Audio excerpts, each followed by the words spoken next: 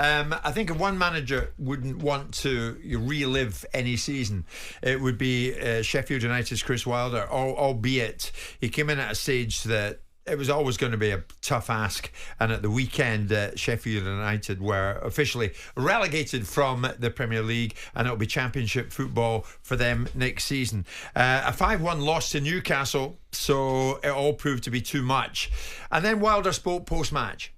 We didn't get relegated today. We've been relegated because we haven't been good enough all season. We've not been good enough in every aspect of the game. You know, we have to accept that and take that on the chin. And the old things that come back to haunt us. You know, we physically, the league's too powerful for us. They up the tempo, up their game, and then yet again, we talk about from a defensive point of view decisions that were made on every front. Epitomised what the season's been about, and as well on every front epitomised that we haven't been good enough pre-me and after me. I mean, it's been disappointing to say the least, Simon. Is there anything more with the kind of standard of players that Wilder's had at his disposal that he could have done to get them to perform any better than they did? I mean, I've watched their results, not necessarily their performances. And obviously, they went to Aston Villa at Christmas and they got themselves a bump there in terms of Villa were trying to win the game to go top of the league. So everything to play for and in good form. And they were very lucky to get a draw against Sheffield United in that game. And you thought then there was a building block there.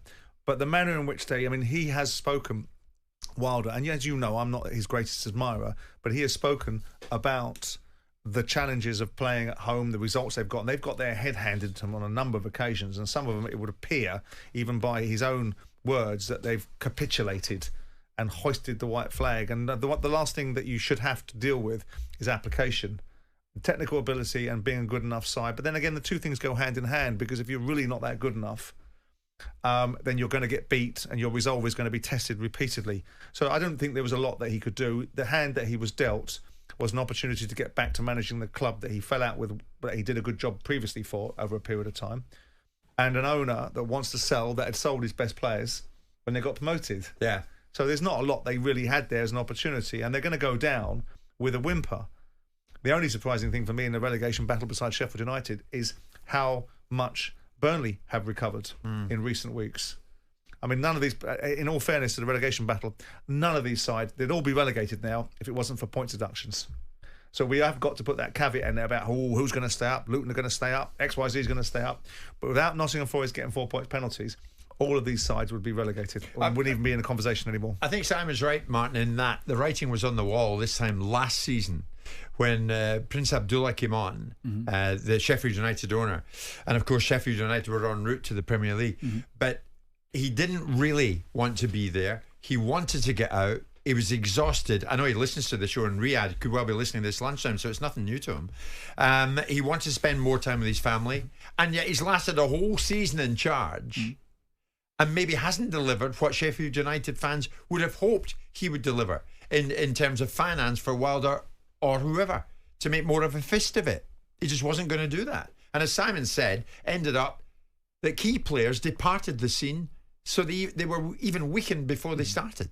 They were. I didn't know about his intention to perhaps have more time with the family and things like this here. I don't know that. All I do from the outside is that Sheffield United, not only did they not strengthen the side, they actually weakened it. So what chance have you got of a side coming up and competing in the Premier League?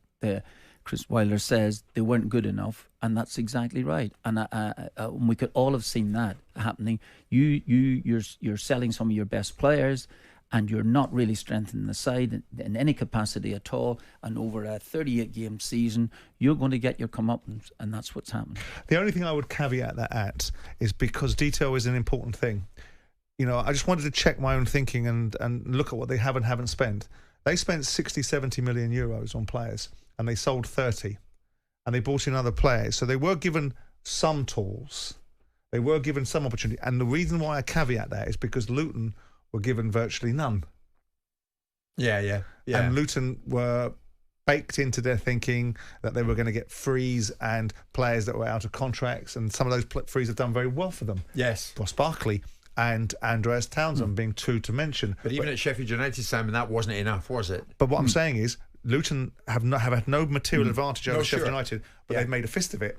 Yeah. And they've applied themselves in a way that's gotten outcomes that give them a chance, whereas Sheffield United have gone down with a fart. Not even a fart. It was a... I even he says a word, man, and then he even gives you a sound effect. I mean, you can't really. And if you're at home this lunchtime and enjoying your lunch, it's good afternoon from all of us. It's 12:30. On AM, on DAB, via the talkSPORT app and on your smart speaker. talkSPORT.